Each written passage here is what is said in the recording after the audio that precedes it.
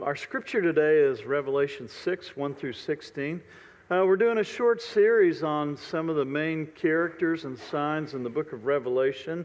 A couple of you asked for me to touch on that, so here we go. It's heavy stuff, but you can handle it. I know you can.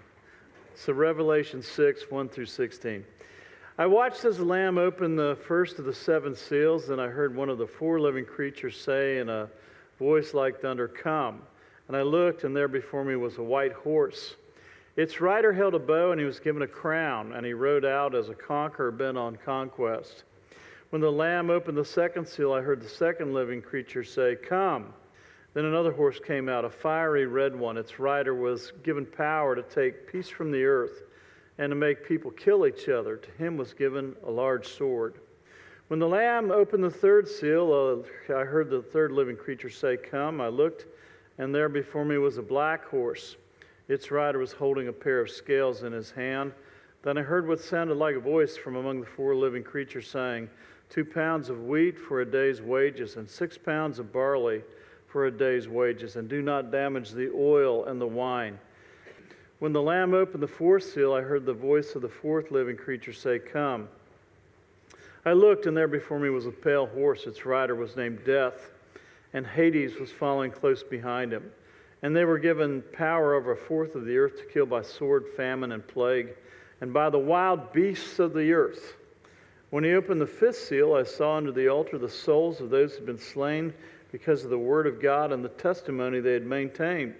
They called out in a loud voice, "How long, sovereign Lord, holy and true, until you judge the inhabitants of the earth and avenge our blood?" Then each one of them was given a white robe, and they were told to wait a little longer until the full number of their fellow servants, their brothers and sisters, were killed, just as they had been. I watched as he opened the sixth seal, and there was a great earthquake. The sun turned black like sackcloth made of goat hair, and the whole moon turned blood red, and the stars in the sky fell to earth as figs drop from a fig tree when shaken by a strong wind. And the heavens receded like a scroll being rolled up, and every mountain and island was removed from its place. Then the kings of the earth, the princes, the generals, the rich, the mighty, and everyone else, both slave and free, hid in caves among the rocks of the mountains. They called out to the mountains and the rocks, "Fall on us and hide us from the face of him who sits on the throne, from the wrath of the Lamb."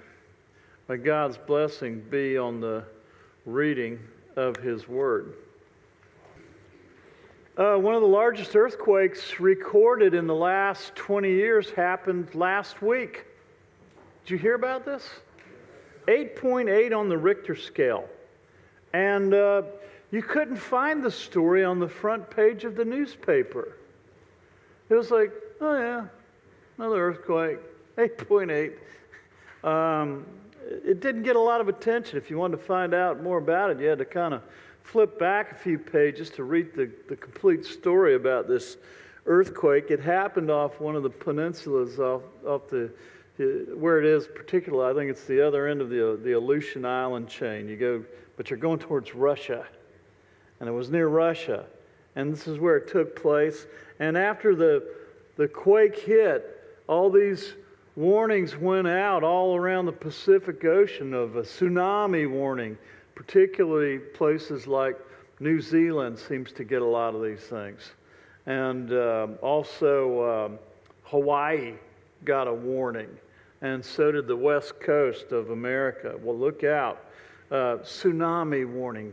We might have some incredibly destructive, damaging waves. But fortunately, for some reason, the waves weren't a big deal. This enormous earthquake on the bottom of the Pacific Ocean ended up being a big nothing in terms of the damage. It's just kind of the waves just kind of rolled in, and nobody was fearful. Maybe some of the surfers in New Zealand and California said, "All right, let's go. Let's get out there." But it was nothing like you remember the tsunami that hit Japan and it took out the nuclear reactor, and the Malaysia and Indonesia, enormous tsunamis that just wrecked the place. Well, a tsunami, it's a massive, destructive wave of the ocean. And the way that the tsunami starts is you get these earth plates deep under the sea start grinding against each other, and there's an earthquake, and it displaces millions of gallons of water, and when it does that, it creates these massive waves on the surface. And these massive waves, they come into land like a wall of water. Sometimes the one in Malaysia and Indonesia, I think it was like 50 feet high. Just knocked out everything in its path. And the waves are the effect of that unseen collision that is deep beneath the ocean. You can't see the earthquake down at the bottom of the ocean. You really can't even feel it too much. But man, oh man, when the waves come, you know that something is happening. In the book of Revelation, we're told that there'll be a final collision, if I can call it, between good and evil, between God and the evil one, between Satan and God, and the God who created everything that is present on the earth. And this final spiritual battle, God's reckoning with evil, will mostly be invisible to us, because God is spirit, and Satan and the demons of hell, they are invisible. They're spiritual beings, and they can't be seen with the naked eye. But there will be some signs that will point to this spiritual reality happening in our world, that we're racing towards the final climax of God's work in history, of the return of Christ and the Messiah, and the final end of darkness and the curse and evil that has inhabited the planet for all these years. You can't see an earthquake deep under the sea, but you can feel the earth move sometimes, and you'll experience the waves. In the book of Revelation, Christ gives us signs of his final reckoning with the evil that we can see. Some of those visible waves that'll be pushing towards us that tell us something's going on in the invisible spiritual world. That God is at work, and he's bringing history to a final end. So we have these signs, and I think we're given these signs so the followers of Jesus won't be terrified when they happen. I think the rest of the world, as all this stuff is happening, they're going to say, what is going on? Why is this happening? And Christians can say, well, here's what's going on. Is there any hope with all this garbage going on? And the Christian can say, yes, this is not the end. Yes, there is an end, and it's a good ending. The book of Revelation, it's a series of visions that were given by Christ to the Apostle John while he's exiled on the island of Patmos. John's thought to be the only disciple who didn't die violently. The rest of them died, Peter was hung on a cross upside down, and Andrew was crucified. Thomas was speared to death in India while he was a missionary there. And John the apostle was probably the only one who didn't get executed. Instead, they said, you're going to the island of Patmos. Now Patmos, it's not like Hawaii or Bermuda or the Bahamas. It's a rock. And you need people to bring food for you, or you're going to be in a bad way. This is not a vacation land sort of island. It's a tough place to be. And he's having these visions of what's to happen in the future. And you ever have a dream that it seems so real that it's terrifying, and then you wake up and you're like, man, I'm glad that was just a dream and not the real thing. And I picture him going to bed at night and having these visions that have such clarity and such an imprint on his mind and his soul that he remembers all of it. And he writes it down, and it's like he's right there in the middle of it. Well, the first passage that we're looking at is Revelation 6. And the Revelation, if you want the direct translation, it's the Apocalypse of John. And the first part we're looking at, the piece we're going to look at, is Revelation 6, the four horsemen of the apocalypse. It's a real popular movie. If you Google the word the four horsemen, there's a ton of movies that are made with that title. So it was popular in Hollywood back in the 60s and 70s. But that's what we're looking at. Most Bible scholars will tell you that the vision of the four horsemen parallel Jesus' talk at the Temple Mount in Matthew 24. Remember that? He's on the Temple Mount, and the disciples saying, "Hey, when's the end of the world? And when's the Messiah going to return?" And Jesus sets them down, and he says, "Here are the signs of my second coming. Here are the birth pains. Here are what you should look for before my second coming." And so you could kind of read Matthew 24 while you're reading Revelation 6, and there's a lot of parallels there, and Jesus' words in Matthew 24 will help make sense of Revelation chapter 6. So the first sign in Revelation 6:2 is a vision of a rider on a white horse. And the rider has a bow but no arrows and no sword. And he's given a crown on his head, and it's the word in the Greek is more of a victor's wreath, not like the royal crown of England. It's more like a wreath that goes on his head. And the rider is bent on conquest.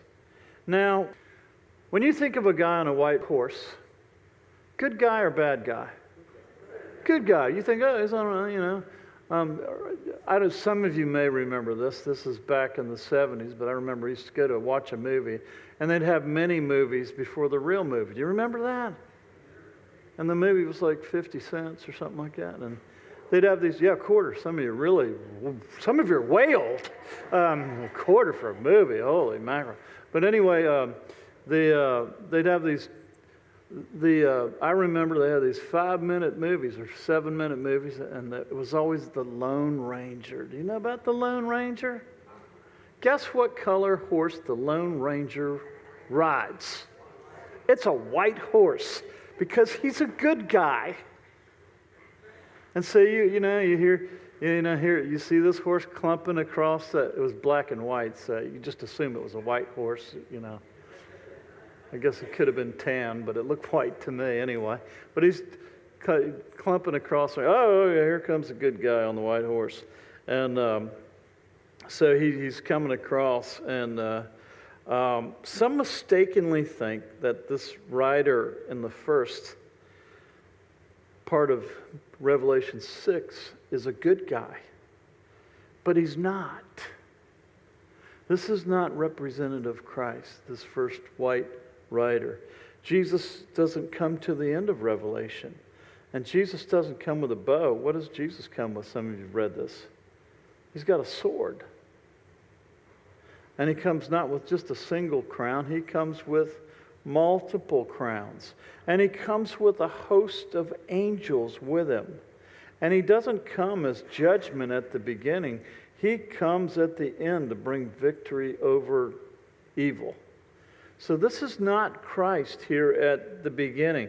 In Matthew 24, if we want to parallel it a bit, Jesus warns of deceivers who will come in his name, who will deceive many. In Revelation and in many Paul's letter, there's a warning about a guy called the Antichrist, a coming world leader who has messianic qualities. He'll seem a lot like Jesus. He'll be a charismatic character. Can you imagine today if some guy showed up and said, make me the leader of the world, and I'll immediately end the war in the Ukraine, I'll end the war in the Sudan, the civil war going on there, I'll end the war in the Middle East around Israel, I'll make everyone get along just fine, and everybody will have enough money and enough stuff. Just put me in charge. I think there would be a lot of people who would say, sign me up. Sure. Why not? If you really believe that somebody could actually pull that off, you might get behind them. And if they're charismatic and they're good looking and they're strong and they've got good connections, why not? There's another way of talking about the Antichrist. Another translation in the Greek is instead of Christ. Not Antichrist, but somebody who's there instead of Christ. A replacement. Someone we choose in place of Jesus.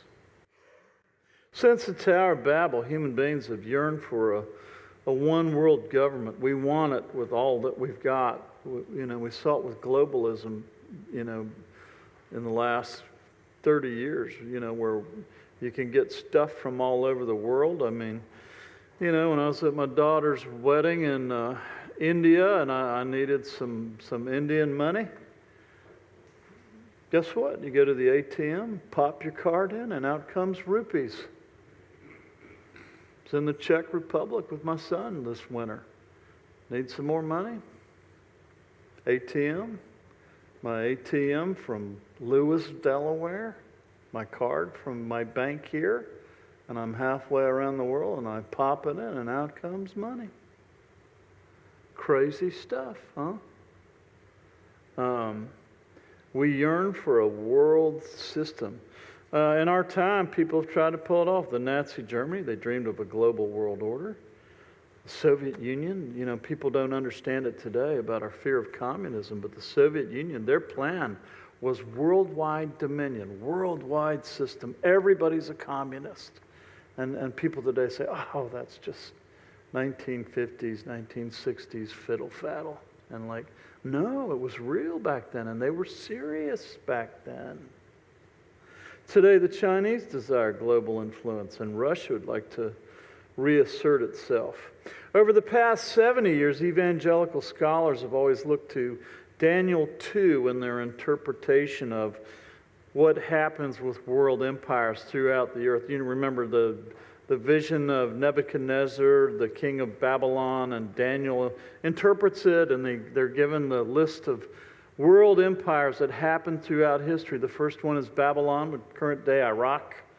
Next one is Persia, current day Iran. You notice that the Iranians, they, with all this trying to influence everything in the Middle East, it's because they remember their history. They remember when they controlled the whole civilized world. And I had some Iranian friends. They don't call themselves Iranians. You know what they call themselves? I'm a Persian, and I do not speak Arabic. I speak Persian, baby. And they remember their history. They remember when they controlled everything, and they desperately want that back. They're not going to get it. They already had their time. Their time has passed. And then the Greek Empire, the Alexander the Great. It's why we use all the world uses that alphabetical system. We can thank Alexander for that. He made everybody learn Greek and write Greek and speak Greek, and it's what our language is based on. And then finally, Rome. And evangelical scholars believe that the last empire will be, that the Antichrist will come from, will be a revived Roman Empire, and so they look to the European Union and all this kind of stuff. An interpretation that I find compelling is a revived Islamic caliphate. People forget the Ottoman Empire used to control all of the Middle East. I mean, every bit of it. And they controlled all of Turkey. And they forget that the Islamic Republic used to own Spain. Spain used to be Islamic. And they forget that a battle was fought at the gates of Vienna by the Islamic armies. Can you imagine? You ever watch? I'm a nerd when it comes to history, so I like watching What If. What if the Islamic armies had won at Vienna? Then Europe would have all been learning Arabic. And the colonies that we now live in would have been speaking Arabic, and instead of putting up churches, we would have been putting up mosques 300 years ago. Would have been a different deal, wouldn't it? But they're deadly serious. I've listened to a couple Christian speakers who used to be Islamic, and they used to be Muslims, and they said, the Americans don't take this seriously. The dream is still of the caliphate, a one world political, religious leader, and the whole world submits to Islam. That's the dream. It hasn't gone away. It's a compelling dream for people who like that. We're told that the white rider has a bow but no arrows and no sword. It's my guess he'll compel people to join the one world government through economic pressure, through treaty, through elections. This coming year I taught a course on international business a long time ago. I was at Waynesburg University on their adjunct, and had the kids learn, okay, what are the top 3 financial capitals of the world? You know what they are, don't you? London, New York, Tokyo.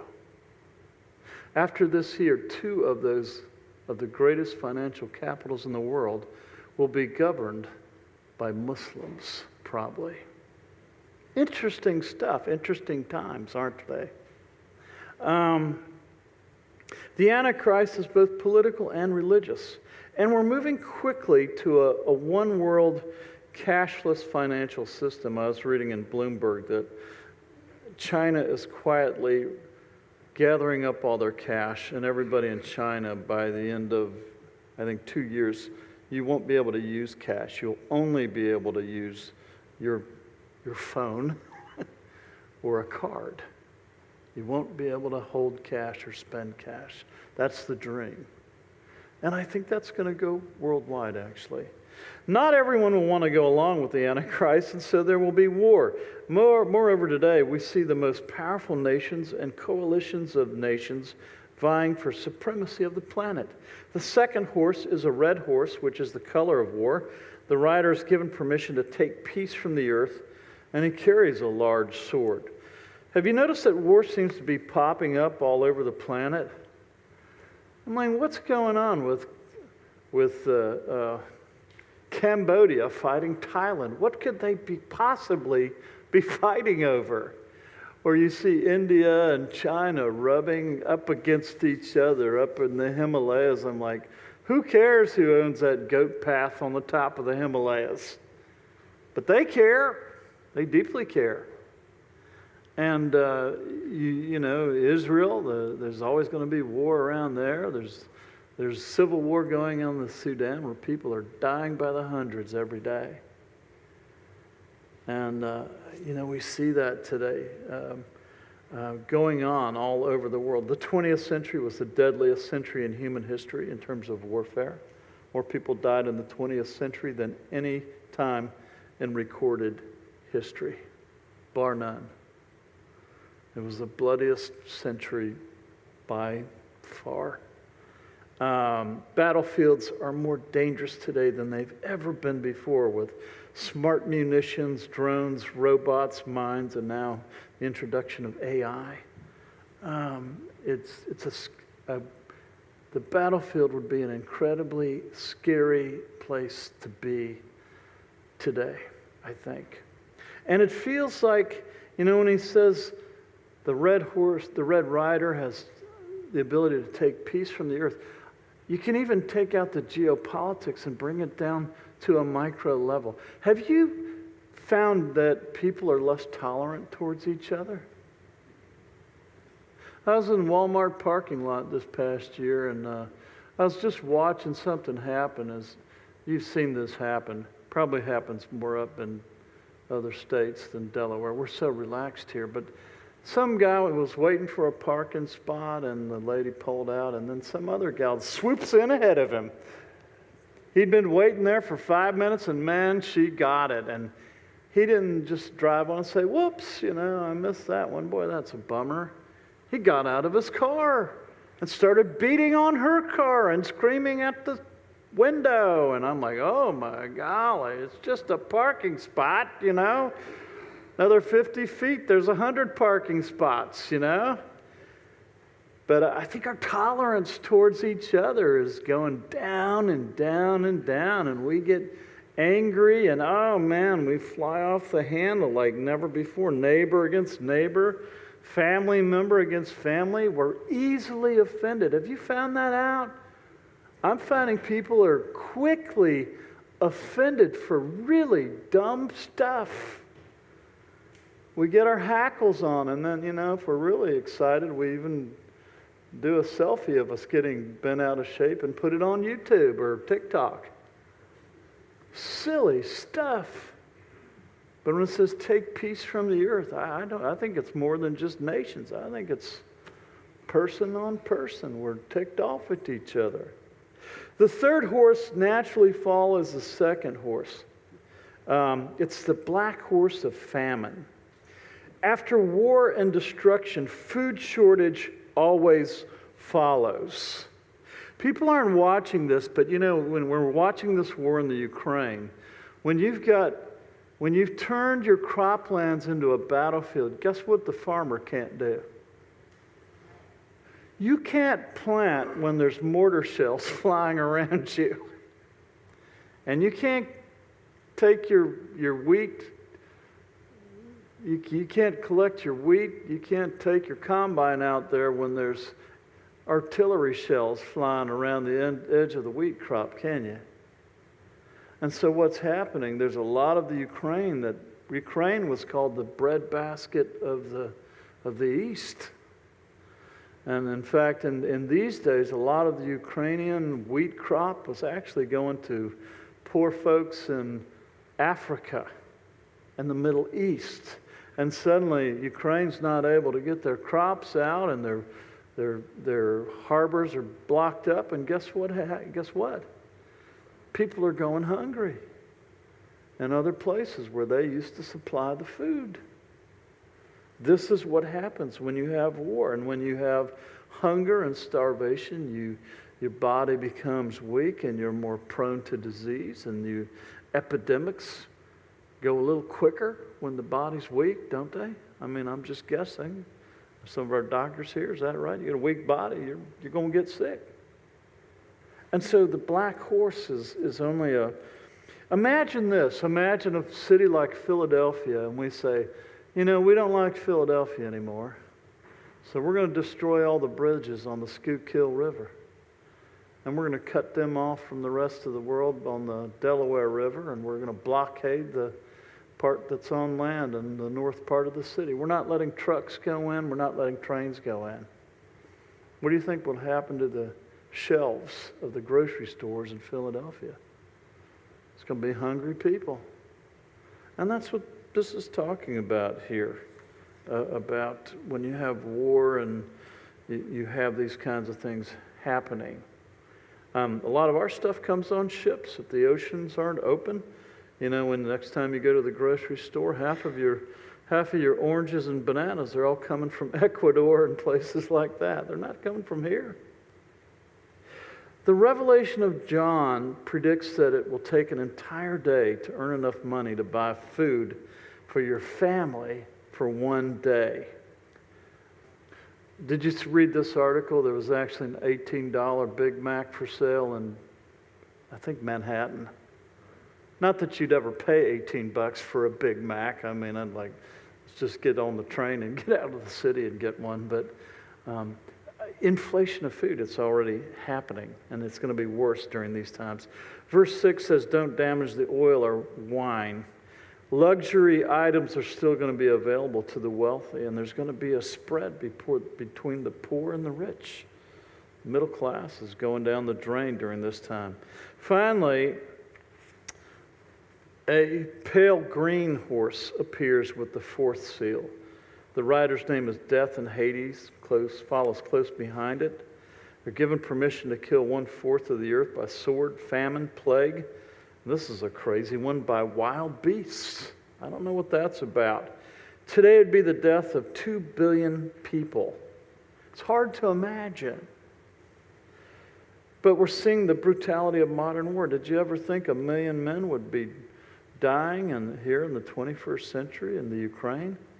It just seems unbelievable. Or a pandemic that would kill millions of people. I mean, we had a pandemic, but Could you imagine if it wasn't COVID-19, instead it was something like an Ebola virus? You think COVID-19 was bad. That's nothing compared to some of these wicked viruses that are in other parts of the world. I know about famine, but I'm not sure about the wild beasts. Maybe we're vulnerable there too. Now, while all of this is happening, persecution will be on the rise. Christ predicted this in Matthew 24:9. He says, "Then you'll be handed over to be persecuted and put to death, and you'll be hated by all nations because of me."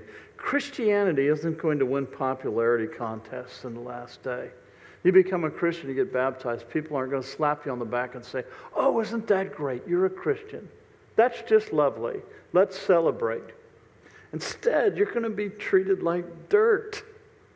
And Christians are being killed today. There was a whole church full of people in the Congo that were wiped out, killed by Islamic Jihad on the western side of the Congo last week. People are dying in India because of their faith in Jesus Christ. And we see persecution on the rise throughout the world, and even in a not so subtle prejudice against Christians in our own, in the West and in our own nation. The sixth seal says that in the last days, many will die for their faith. Christ says that there'll be an enormous falling away in the end times. In other words, a lot of Christians will simply say, "I don't want to be put down. I don't want to experience this. I'm ditching Christianity." You know that Syria used to be the center of Christianity back in the 3rd, 4th, 5th century. Armies of Islam came in. Most of the population converted so they wouldn't have to pay tax, so they wouldn't die, so they wouldn't be persecuted. An enormous Christian population simply flipped in a matter of several lifetimes. Could happen here. And a lot of people will turn away if events get terrible. Finally, more earthquakes before the second coming of Christ. Believe it or not, all of these judgments and terrible things in the last days are in order to get people to turn to Him in the last days. You know, if God just wanted to wipe everybody out, He doesn't have to do it by bits and pieces. He can just snap His fingers and the sun stops shining and everybody dies. The purpose of these hard events is so that the people on the planet will consider their lives and will turn to Jesus. For some people, the only thing that's going to turn them to Christ is hard stuff. A hard-hearted person, they need a spiritual pickaxe to break that heart and to make them see Christ. And I think that's why God allows all this stuff. And what's going to be needed while all these people are dreaming about, what's going on and is there any hope and all that, there's going to be Christians need to be around to say, here's the answer. Here's hope. Here's why all this is happening. Here's who you need to put your faith in. As we look around, I don't know if we're in the final 7 years. I don't know if they've begun, but I think there's a sense that storm clouds are on the horizon. And I talk to non-believers, and they sense that the world is in for some pretty serious changes. And there's a fear. And so I think we're getting closer, and I think Christians need to be ready to say, you know what, this is not the end. There's hope here. I don't think the return of the Lord is very far away. And this is a time to strengthen our faith and to sharpen our witness. I don't think we'll be able to do church like we've done for the last 50 or 70 years. Americans, I think we take church pretty casually, take it or leave it, come or go. I got something else to do on Sunday, and yeah, I do church, I don't think that will do as the return of Christ comes closer. I think just kind of not being serious about your faith, I think you'll end up in trouble if you're not deadly serious about it. I think we're going to need a lot more intensity and a little bit higher commitment level as the return of Christ comes sooner. And until then, we stay faithful for the mission that God has given us. We keep our eyes open. We look around the world, see what's going on. And at the end of Revelation, there is a white rider who's coming. And the rider's name is Christ, the Messiah. And that's what we look forward to.